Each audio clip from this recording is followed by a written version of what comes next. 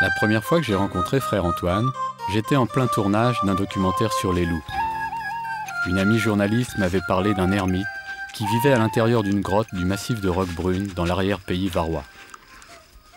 Entre deux prises de vue animalières, je rendis visite au frère Antoine pour lui proposer un rôle dans mon film. Un rôle plutôt symbolique, celui d'un homme vivant comme un loup.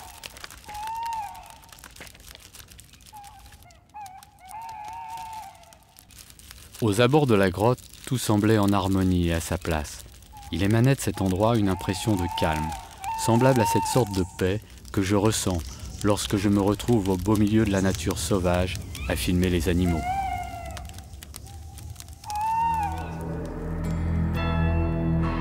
Souvent, lorsque je tourne en pleine nature, assis en silence derrière ma caméra, j'ai le sentiment d'une communion intense avec la terre qui palpite et grouille de vie. Depuis qu'il a commencé à se lever sur ses deux jambes, à se réunir en tribu autour d'un feu, l'homme n'a eu cesse de questionner le grand esprit.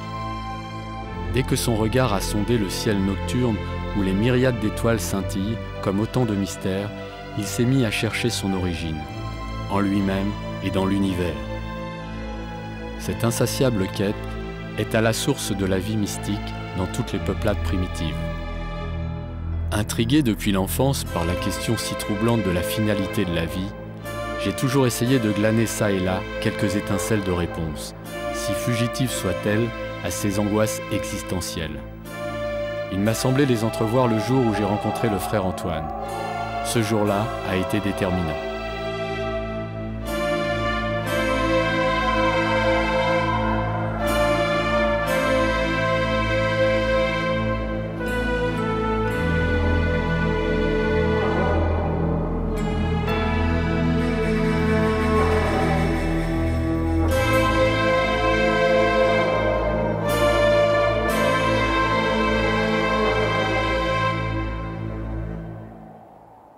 La plupart des hommes combattent et exploitent la nature. C'est pourquoi j'ai cherché sur des chemins de traverse un être capable de vivre hors du monde, dans des lieux sauvages qui ne dépendent pas de la société. Avec le frère Antoine, j'avais enfin trouvé mon acteur idéal. Il me renvoyait à l'époque des premiers moines, disciples de saint François d'Assise. Moi, je fais partie de l'OPS. L'OPS, l'Ordre des pauvres sauvages, qui a été fondé par Sainte Thérèse de l'Enfant Jésus, quand elle dit que Dieu se penche sur le pauvre sauvage comme s'il était seul au monde, comme sur une fleur sauvage qui réjouit son cœur autant que les grosses roses cultivées par les jardiniers qui sont bouffies, qui sont prétentieuses.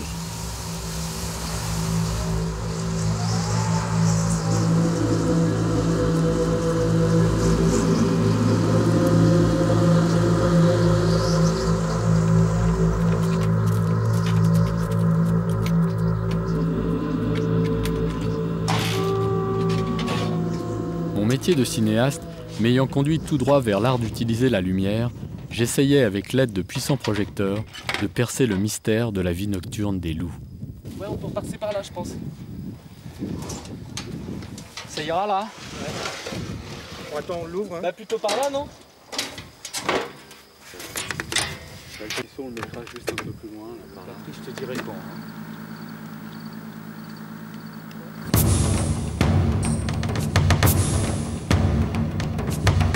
Le faisceau lumineux qui transperce la nuit donnait au loup des contours magiques. Et dans ma tête, je montais les séquences qui, tel un puzzle, allaient s'harmoniser au mieux avec la grotte du frère Antoine. Mais l'exercice était délicat, car l'ermite ne se prêtait pas facilement au jeu de la caméra. J'aime la solitude. Je pensais qu'un individu qui aime la solitude et qui se trouve bon à rien au niveau social, il peut rendre service en montrant comment on peut vivre avec beaucoup de simplicité. À chaque fois que je suis triste, c'est que je rumine des pensées égoïstes. Quand je dis ça aux gens, ils poussent un cri d'étonnement. Ils se disent, mais enfin, si je suis triste, moi c'est parce que ma fille, mon mari ou je ne sais pas quoi, c'est normal que je sois triste. Je dis non, pas normal, c'est l'attachement. Vous voulez conformer les gens à votre manière de penser et d'être.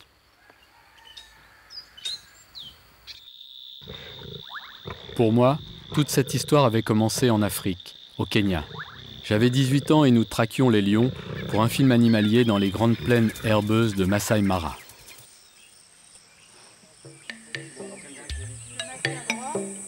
J'ai vécu parmi les animaux sauvages et partagé avec eux les grands cycles de la vie. De l'éléphant à l'autruche, des zèbres aux immenses troupeaux de gnous qui marquaient le début de la grande migration, j'étais plongé au début du monde. La petite équipe de tournage éprouvait ce qui semblait être les sentiments des premiers hommes en compagnie des animaux. Ce contact brut, sans intermédiaire.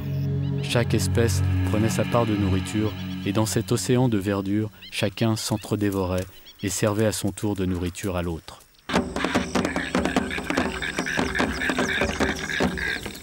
Nous étions témoins de cette chaîne sans fin, où la mort, les accouplements, les naissances s'accomplissaient dans un même souffle. Tout était instinct, rien ne pouvait arrêter ces vagues de vie.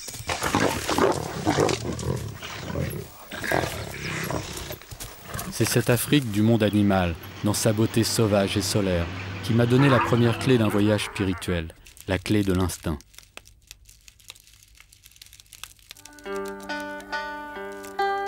Quelques années plus tard, j'écoutais frère Antoine me parler de ce même instinct qui conduit à la connaissance plus en profondeur du soi. Il me rappelle que la spiritualité trouve ses racines dans la nature, dans ce qu'il y a de primordial en elle, et que le langage des hommes qualifie d'animal. Il y a chez l'ermite un respect de la mère nature. Il vit en symbiose avec elle, aux antipodes de toute volonté de domestication qui viserait à la contrôler, à la mettre sous cloche. Il ne lui porte pas atteinte, il ne la viole pas, il n'a pas de vue idyllique de la nature, il s'accorde avec elle. Pour avoir une chance de s'ouvrir au monde spirituel, il nous fallait revenir à l'instinct. C'est dans les pruniers du voisin. Si tu me trouves prosterné, non, ce n'est pas ce que tu crois. Nos tournages s'alternaient entre ceux des loups et celui de l'ermite.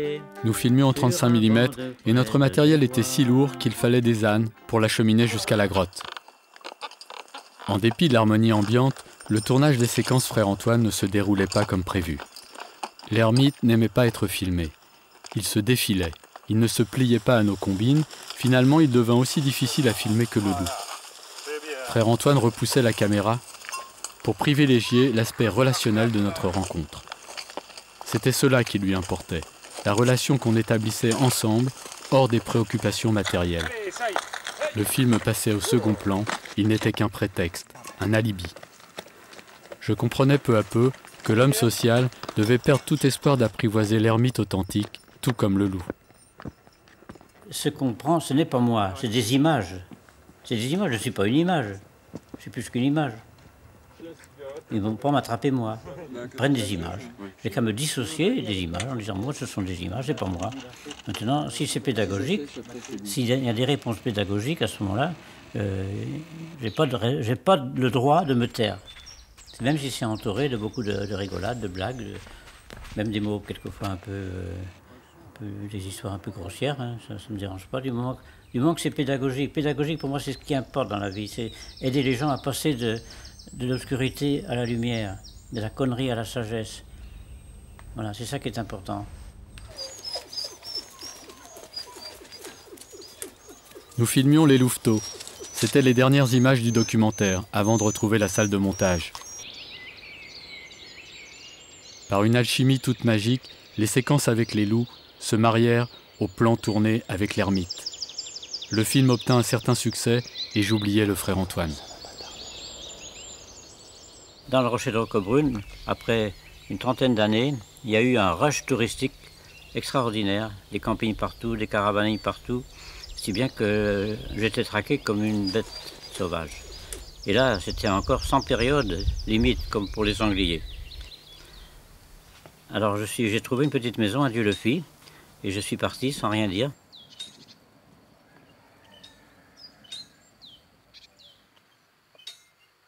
Quelques années plus tard, lors d'un déplacement dans la région de Draguignan, je montais jusqu'à sa grotte. Mais il avait disparu. Le bruit courait qu'il était mort.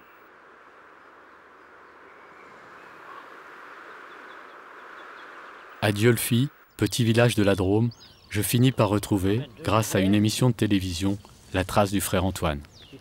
J'arrivais juste à temps pour l'aider à déménager. Un de ses amis gendarmes, habitué de la grotte, lui avait déniché un ermitage sous des cieux plus cléments, en Corse. Michel, il a dit qu'il avait vu 2 chats très gras autour de l'ermitage. Alors moi je lui ai répondu, si la mère divine est nourrie 2 chats, il n'y a pas de raison qu'elle ne nourrisse pas frère Antoine.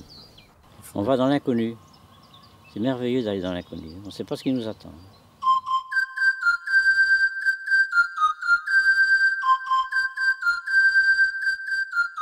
Ben, on est en route hein, pour la troisième résidence seigneuriale. C'est au cours de ce déménagement que j'appris sa passion pour l'Inde. Après avoir quitté la grotte où il avait vécu plus d'un quart de siècle, le frère Antoine s'était mis à voyager pour retrouver Dwarko, un de ses vieux amis, disciple de Gandhi et directeur d'école. En s'installant à Bonifacio, il savait déjà au fond de lui-même que cet ermitage ne serait qu'un lieu de passage éphémère. Il comptait bien repartir en Inde. Je le vois bien ici, ouais. Et toi, tu le sens bien? C'est pas mal, ouais, c'est bien. Moi, je trouve que c'est un site extraordinaire. Ouais.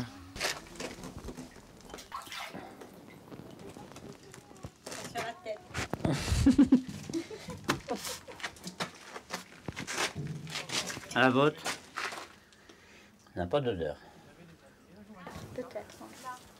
Elle est bonne? Moi, je regrette d'avoir apporté de l'eau, c'est bien meilleur. Mais moi, je ne me lave jamais, moi.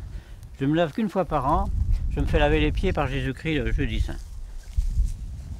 C'est pas ça, la ermite, ça n'est pas. Tout le monde veut s'occuper de tout le monde. On laisse un peu les gens vivre seuls aussi, c'est bien la solitude. Montrer la tête de quelqu'un qui ne s'ennuie pas. Les gens qui passent et qui disent « Oh, bon courage, monsieur, bon courage, vous êtes là tout seul, bon courage. » Alors je réponds « Oui, courage. » pour rigoler. Moi, j'aurais envie de répondre « Vous avez une femme et des enfants, bon courage. » Âgé de 78 ans, le frère Antoine apprend qu'il a le droit à une petite retraite. Ne vivant qu'avec 15 € par mois, il décide de mettre cette pension à la disposition d'une campagne d'opération des yeux organisée par son ami Dwarko dans la ville de Bodh Gaya, au nord de l'Inde. Le jour même où il prit cette décision, il perdait ses lunettes alors qu'il était en train de faucher un champ près de sa maisonnette de Diolfi. Pour lui, qui portait des lunettes depuis l'âge de 9 ans, c'était dramatique, mais un miracle survint. Le soir, je prends un livre et je me rends compte que je lisais très bien sans lunettes. Et voilà, c'était comme un miracle. Et alors, mais c'est pas tout. Il y a eu un autre miracle qui s'est produit, c'est que depuis, eh bien, je vois Dieu dans le sourire des enfants. Carte postale qu'on appelle terticulaire, avec 2 visions, double vision. Cette grosse bise là-bas. Meisje mag hem opnemen onder de stoel voor u. Ook uw elektronisch apparatuur moet uitgeschakeld en weggeborgen zijn. Dieu, dans le sourire des enfants indiens, fait sortir le frère Antoine de son ermitage. Et cette fois, il m'embaucha comme caméraman, m'emmena dans son sillage pour un mystérieux périple d'1 mois au cœur du pays de Bouddha.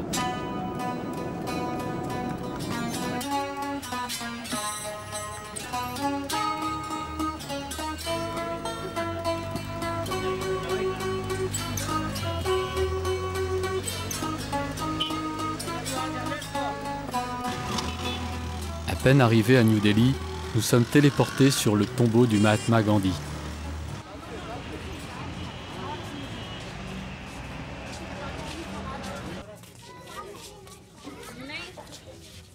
Tous les hommes sont frères. Voilà, c'est le dernier mot de Gandhi, le premier, et de Vinoba aussi. Après, Gandhi est très connu en France, mais Vinoba très peu, c'est dommage. Les grands prophètes ne sont pas des êtres qui sont forcément compris pendant qu'ils sont sur la terre.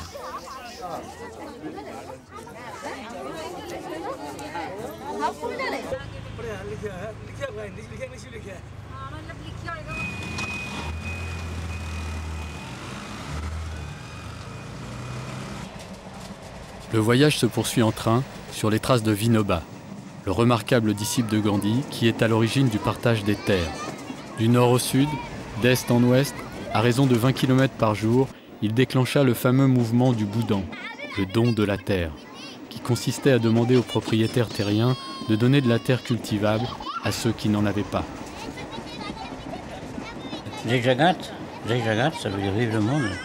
C'est Jai Bharat, vive l'Inde. Mais quand les gens sont venus vers Vinoba en criant Jai Bharat, Vinoba a dit c'est bien, mais Jai Jagat c'est mieux. Parce qu'on appartient à l'Inde, d'accord, mais avant tout on appartient au monde. Le frère Antoine, qui l'avait rencontré plusieurs fois, avait été impressionné par l'humilité et l'humour de ce saint homme. Vinoba a aussi fondé l'ashram de l'harmonie, une des écoles fondées sur les principes d'éducation de Gandhi à Bodh Gaya. Il n'y a rien de plus efficace pour obtenir un cœur universel que de voyager dans les trains indiens. Côtoyer des non-chrétiens pratiquant les béatitudes évangéliques sans jamais en avoir entendu parler, contempler pendant des heures l'échange, le partage de sourires, de gâteaux, de places dans une oppressante promiscuité donne le privilège de ne plus se croire les seuls privilégiés détenteurs des prérogatives du royaume des cieux.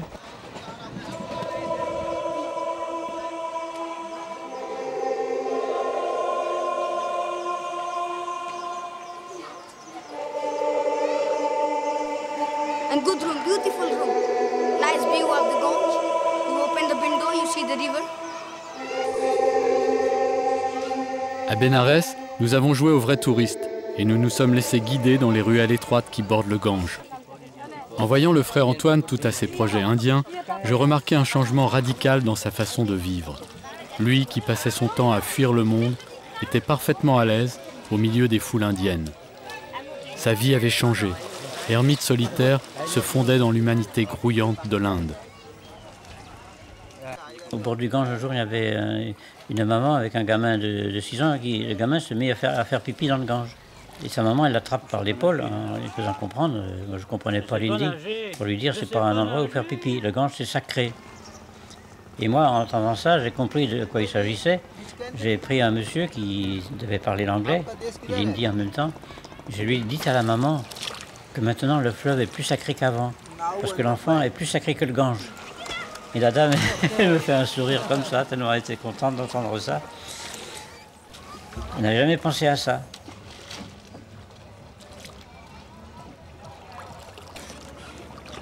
Lieu de recueillement et de crémation, où la fumée de l'encens se mêle à celle du bois et des corps calcinés. Dernière étape de la matière avant la dispersion et la dissolution dans les eaux du fleuve. Autant de signes pour nous rappeler que l'essentiel est ailleurs, au-delà de la matière, et qu'il est bon d'y penser souvent.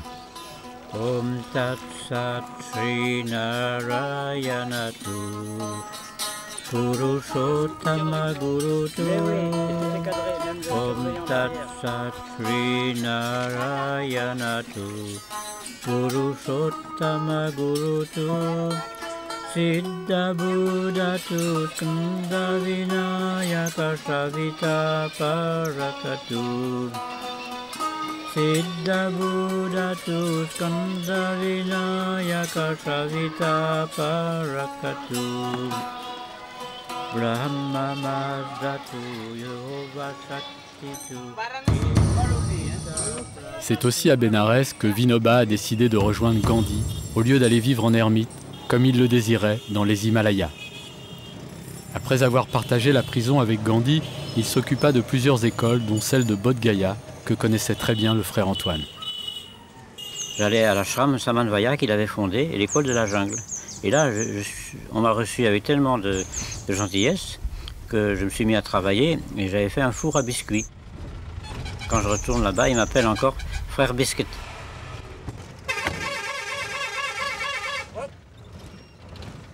Nous n'avons pas pu trouver de train. Nous sommes donc obligés, pour continuer notre voyage, de prendre un taxi. Les obstacles se multiplient sur les routes défoncées.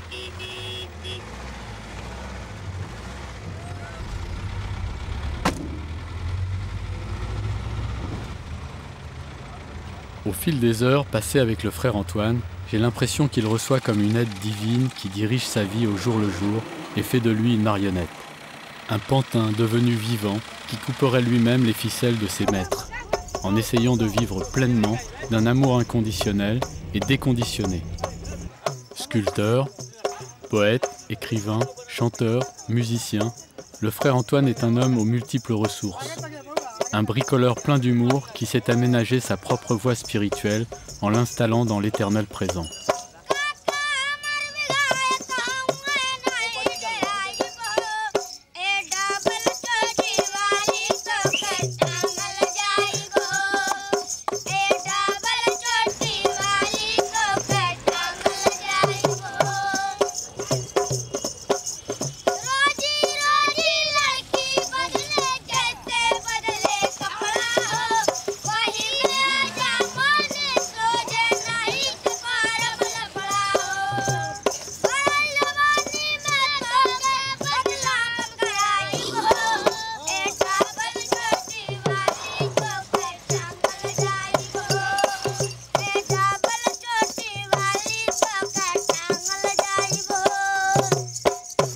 Bodh Gaya est la cité de l'accomplissement, celle-là même où le Bouddha Gautama a eu son illumination, fruit d'un long travail intérieur et solitaire.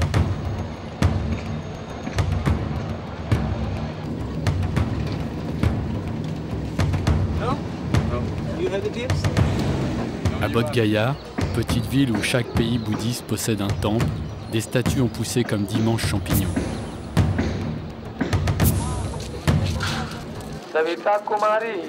Dès son arrivée, frère Antoine est entraîné par son ami Dwarko à la cérémonie de bénédiction en l'honneur de tous les médecins et infirmiers qui allaient accomplir bénévolement 22 000 opérations des yeux. De gigantesques tentes ont été montées à proximité de l'ashram de Dwarko pour accueillir les milliers d'opérés. Du vivant de Vinoba, Dwarko a pris la direction de l'ashram de Samanvaya. Cet octogénaire est à l'origine d'un projet humanitaire grandiose dont il s'occupe depuis plus de 20 ans. Des opérations des yeux gratuites pour les plus déshérités de son état. C'est ainsi que chaque année, des milliers de patients affluent vers la cité bouddhiste. Les opérés sont de plus en plus nombreux. Cette année, ce sont 22 000 opérations qui seront effectuées en 26 jours. 26 docteurs de l'État du Gujarat, assistés de 150 infirmières, vont travailler jour et nuit au service des plus pauvres. Je dis au médecin, vous ne pourriez pas m'ouvrir mon troisième œil?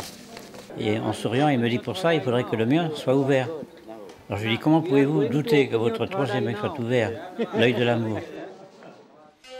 Il poussa l'oreiller à la place de lui, dans les bras de sa belle, au milieu de la nuit.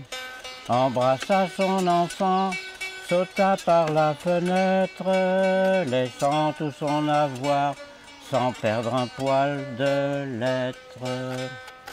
Ayant quitté souliers de diamants tout cousus, les gouttes de rosée ornèrent ses pieds nus. Vidant ses intestins des viandes de la veille, il s'embauma de fruits de santal et d'oseille. Chantais-je là l'effet d'un homme de jadis? Chantais-je là l'effet d'un homme d'autrefois? Non, non, non, pas du tout, je chante à pleine voix le meilleur de moi-même et le meilleur de toi. Bodh Gaya est avant tout le lieu où Gautama dit le Bouddha a reçu l'illumination. Le Dalai Lama, qui est souvent de passage dans ce sanctuaire, a dit un jour à Dwarko « Moi j'enseigne la compassion, vous, vous la vivez. »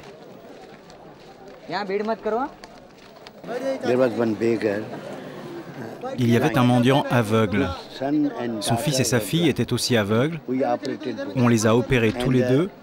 Et maintenant, son fils conduit un rickshaw. Il vient aujourd'hui et il a amené avec lui 2 enfants nés aveugles. On va les opérer. Je veux les rencontrer. Il les a amenés parce qu'il a maintenant confiance en nous. Et on va les opérer aujourd'hui ou demain. Quand? Demain? Oui, oui, aujourd'hui ou demain. On les voit avant, puis on va les revoir après.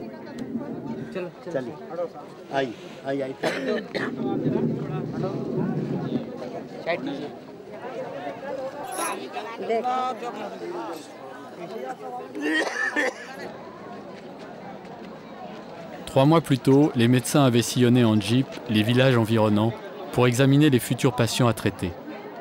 Ils leur avaient remis une fiche avec la date de leur rendez-vous. Chaque patient peut être accompagné par la personne de son choix pour l'assister durant l'hospitalisation. 1000 patients de tous âges arrivent quotidiennement. Ils sont d'abord examinés. On les soumet à des tests de pression sanguine, d'urine et de diabète.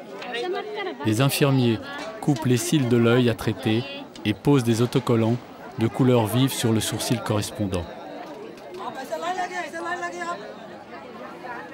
Ils seront opérés le 2e jour, puis gardés en examen 2 autres jours.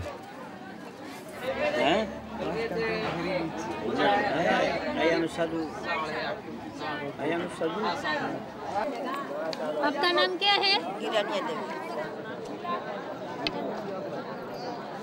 It is very interesting.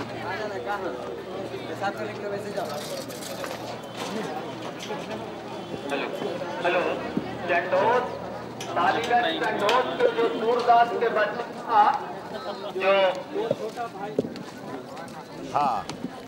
C'est la cataracte. Les 2 yeux sont atteints de cataracte. L'une est mature, l'œil gauche et l'autre est immature, l'œil droit. Les médecins en profitent pour consulter parmi la foule d'autres patients qui viendront se faire opérer l'année prochaine. Ou tout de suite s'il y a urgence. C'est impressionnant de voir à quel point des milliers de personnes cohabitent dans l'harmonie la plus totale autour de ces blocs opératoires.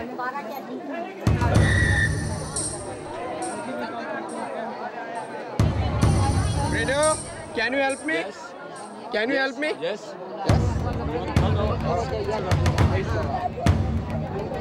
La taille des infrastructures dépasse l'entendement.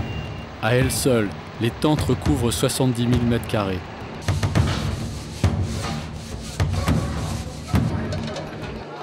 L'ashram de Dwarko offre les 3 repas quotidiens. Ce sont donc 15 000 repas qui sont servis chaque jour, à base de riz, de légumes, de soupe de lentilles et de galettes de blé ou chapati, comme le veut la tradition indienne.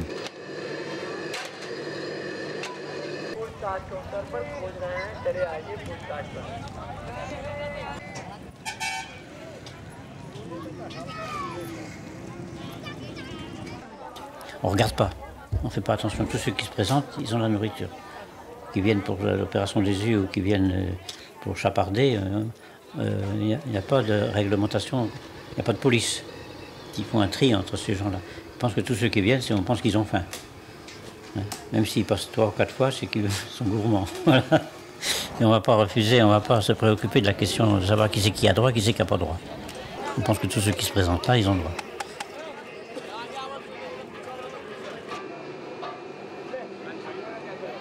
Pour assurer l'intendance, il faudra chaque jour 2400 kg de riz et de blé, 1000 kg de pommes de terre et de légumes, 200 kg de lentilles et 200 personnes en cuisine, travaillant de 4 h du matin à 7 h du soir.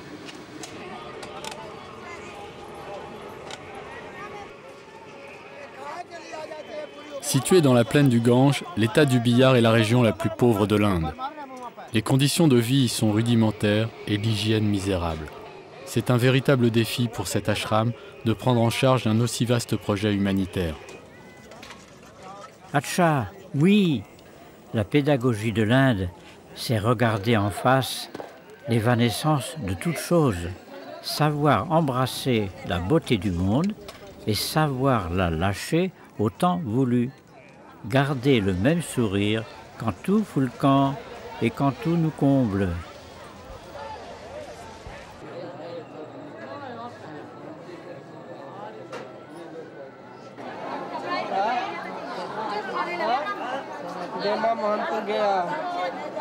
Les infirmiers préparent les milliers de patients pour l'opération des yeux qui aura lieu dans 4 blocs opératoires équipés d'air conditionné. Les sols des salles d'opération ont tous été bétonnés par mesure d'hygiène.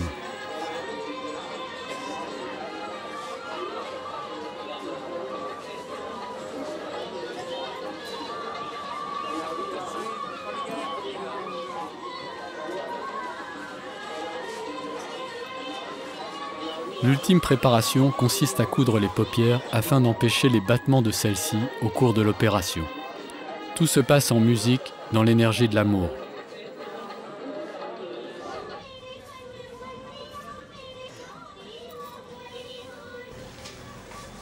Grâce à une technologie moderne, alliée à une chirurgie de précision, les 26 docteurs qui offrent leur temps et leurs compétences pourront ainsi opérer la cataracte, le glaucome et autres affections oculaires.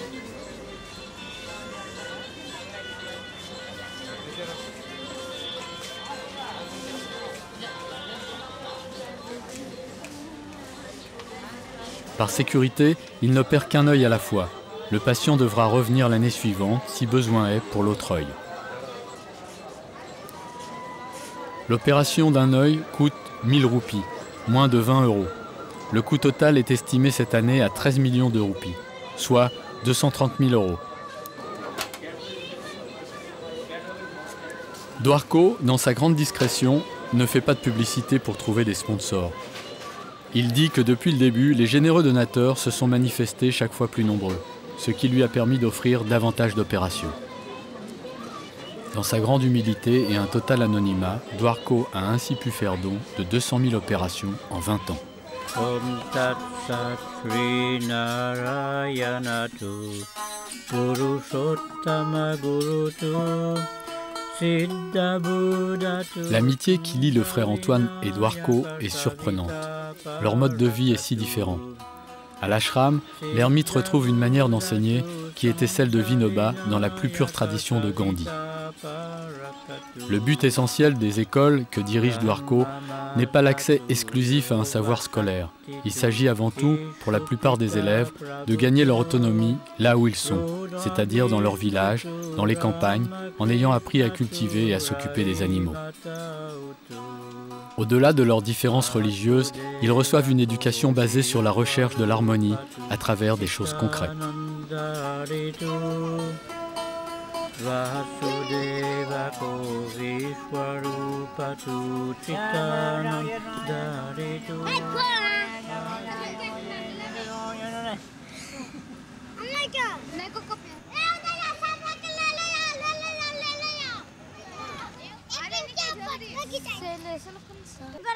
C'est Vinoba qui me dit, un éducateur, il n'a pas à préparer son travail, il n'a qu'à se remplir de sagesse et automatiquement ce qui va sortir, ça va être de la sagesse. Même s'il parle de choses anodines, ce qu'il a dans son cœur va sortir d'abord. Si on médite vraiment, si on prie, on donnera des réponses qui vont faire du bien.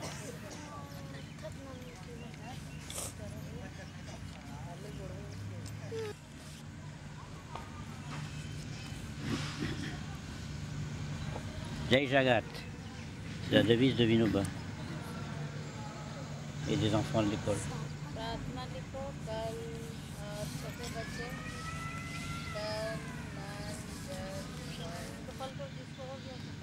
Non, non, non.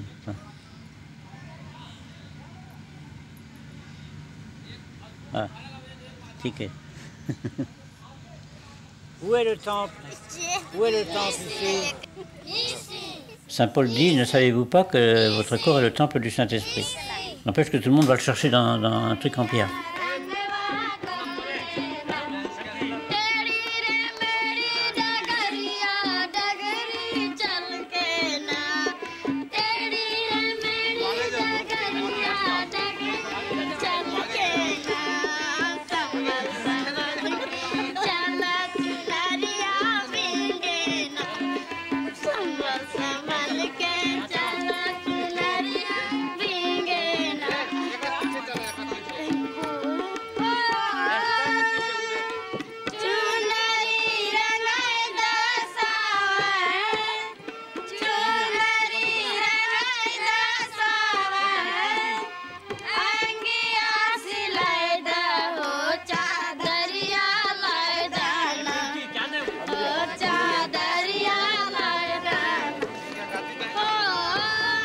Après avoir été opérés, les patients regagnent les tentes de repos.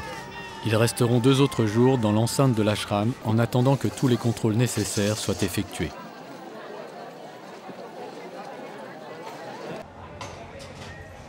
Une salle de soins a été spécialement aménagée avec 2 plateformes surélevées sur lesquelles on allonge les patients opérés, la tête vers l'extérieur. Une équipe de médecins et d'infirmières inspecte les yeux. On détecte les éventuelles infections. On met des gouttes, on pense, sans jamais perdre une seule minute.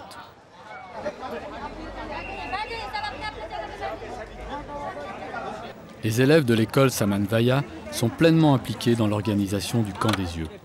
Pendant leurs loisirs, ils accompagnent les convalescents dans le dédale des tentes autour du bloc opératoire.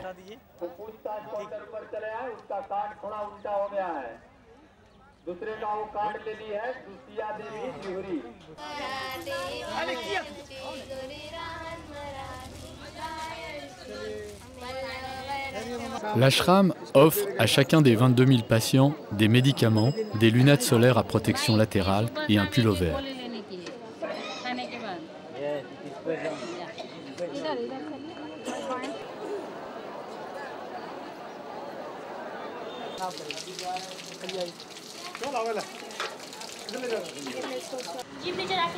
Au poste médical, ouvert 24 heures sur 24, 2 médecins de garde sont chargés des autres soins généraux.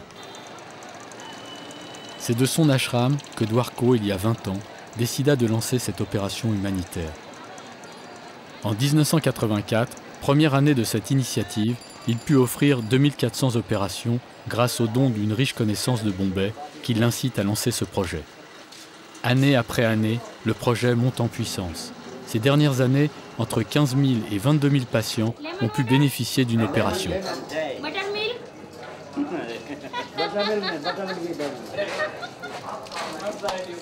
Ce ne sont pas les Indiens qui ont inventé la vache sacrée, ce sont les Occidentaux qui ont inventé la vache profane. Ça veut dire que toujours chez nous c'est profane et en Inde tout est sacré. Si la vache est sacrée, c'est que tout le reste est aussi. Les enfants sont sacrés en Inde.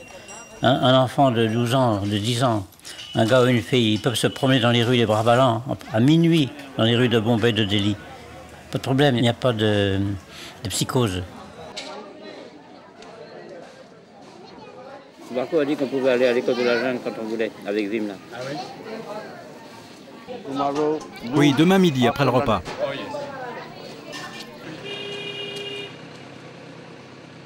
C'est une école qui se trouve à 1 heure en jeep du centre d'où on vient, de Bodh Gaya, dans la forêt, pour des garçons. Ce ne sont pas des orphelins. On les prend pour 7 ans parmi les plus pauvres. Quand Dwarko, le directeur de l'école, a un choix entre un pauvre et un plus pauvre, il prend le plus pauvre. Ils sont éduqués pour 7 ans, après ça ils retournent dans leur pays, dans leur région, dans leur ferme.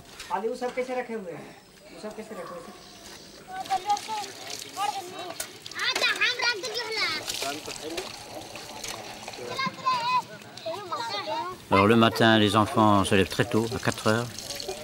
C'est assez austère, mais ils font ça avec une telle joie que l'austérité est complètement, je ne dis pas atténuée, même disparue, parce que c'est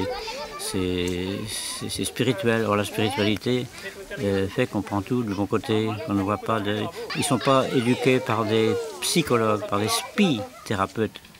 C'est-à-dire des gens qui leur enseignent à se débarrasser de la rancune, de la haine, de la jalousie, de la bouderie. Si bien que tout se passe dans la joie dans cette école.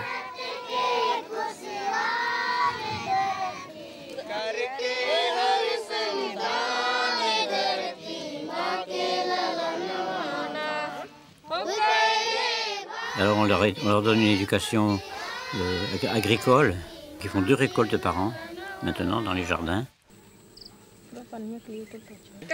Une grande partie de cet enseignement spirituel est naturellement donnée sous forme de contes, d'histoires que l'on raconte aux enfants.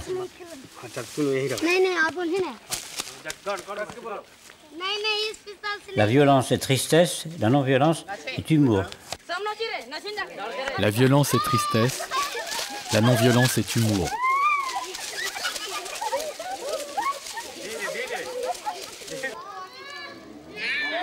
On veut que ces enfants n'aillent pas traîner dans les villes, qu'ils retournent dans leur foyer pour développer l'agriculture et aussi sur le plan assez important de l'intouchabilité. Ce sont des intouchables qui sont au banc de la société.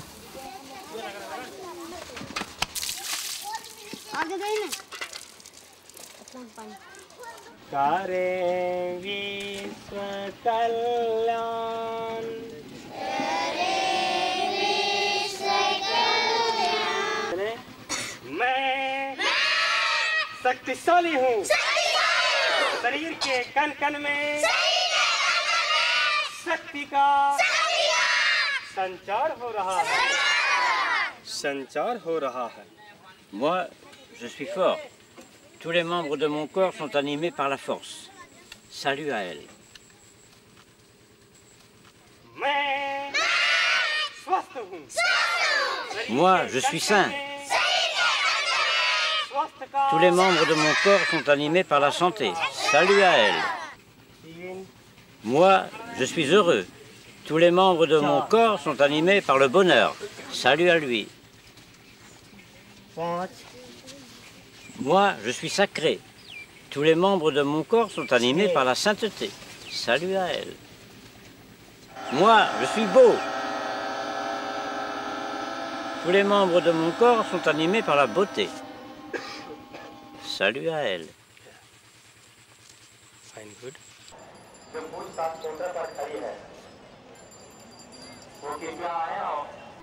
Between the first operation and second. This year second. How many days? 1 year.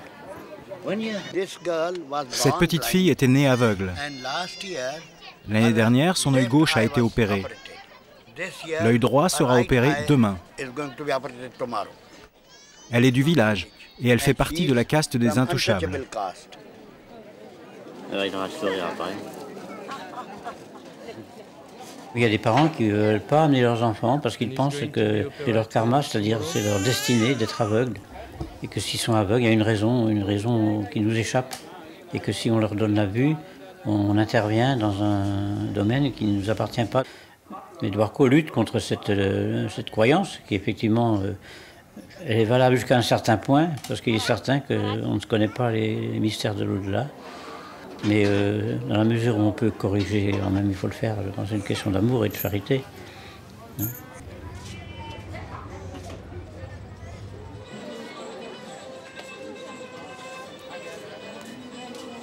Un jeune patient est anesthésié. Les enfants doivent être complètement endormis pour subir les opérations. Ce qui n'est pas le cas des adultes, qui ne sont anesthésiés que partiellement.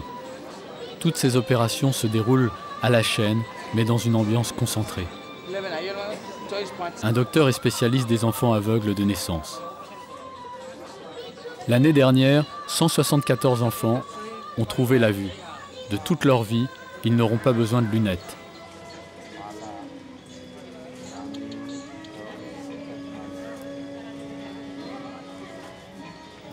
Toujours soucieux d'apporter un plus grand soutien aux nécessiteux, Dwarko mène en parallèle un programme d'aide à l'éducation et de soins médicaux aux enfants de sa région, les futurs adultes de ce pays.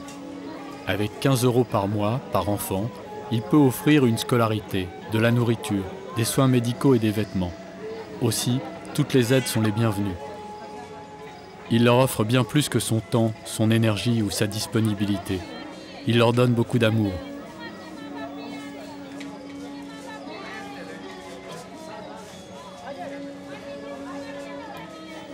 Le frère Antoine m'avait conduit au-delà de mes préoccupations de cinéaste.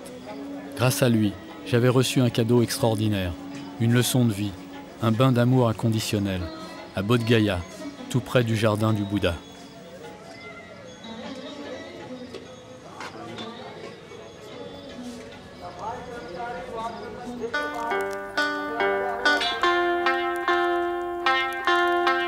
Après de nombreuses visites à l'ashram de Samanvaya, frère Antoine s'installa à chaque retour d'Inde dans différents ermitages pour finalement revenir à la grotte de Roquebrune. À l'âge de 81 ans, il lui arrive parfois de songer à la relève. Un jeune garçon nommé Mathieu, qui l'avait aussi accompagné en Inde, s'installa pour quelque temps dans la grotte. Vous avez lu les livres du frère Antoine? Non. Les deux. Le jour où je rendais visite au frère Antoine, celui-ci attendait la venue de Mathieu. Oui, on a bouffé l'ermite. On a bouffé l'ermite. Alors voilà. Je chercherai Pocket. Il y a même les chiens. Mathieu arriva au moment où j'encourageais une promeneuse à lire les livres du frère Antoine. Ah. Bonsoir. Enchanté. Bruno? Oui. Ok. Je suis très content de te voir.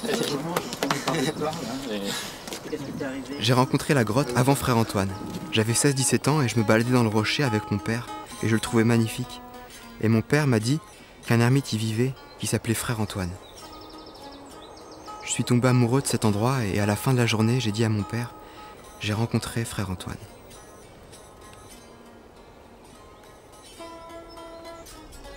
Parce que dans mon cœur, je l'avais vraiment rencontré, mais pas en réalité. Il était déjà plus là. J'ai cherché des bouquins à lui et je voulais y retourner chaque été à la grotte. Je voulais y retourner, mais j'étais pas prêt intérieurement à y aller. En fait, pendant tout le temps où je le croyais en Inde, pendant 5 ans, il habitait à 20 km de chez moi. Alors j'ai pris mon sac à dos, j'y suis allé, je suis arrivé in extremis, et à 24 heures près, on ne se serait jamais rencontrés. On s'est bien entendu, on a dit qu'on partirait ensemble à la rentrée. L'Inde m'a donné la conviction de faire ce que je crois. C'est plus ça en fait, parce que j'ai vu que c'était pas un rêve ou une illusion. C'était ça qui était vécu comme l'essentiel, se consacrer à ça. Mais c'est en quittant tout, et ce n'est qu'à ce prix qu'on a le nirvana coincé dans le nombril. Pour Mathieu, ça voulait dire la méditation et la vie intérieure, la recherche en soi du divin, un trésor que le frère Antoine nous avait légué. De la félicité parfaite, pour qui pratique ce jeu-là, la vie n'est qu'alléluia. Tout ce qui divise ne vient point de Dieu, il te divinise, quel que soit ton lieu. T'es content de ton disciple? Non, jaloux. Il va craquer, hein. Il va pas rester là. Au bout de 3 mois, il y a une nana qui va venir le chercher, qui va l'emmener.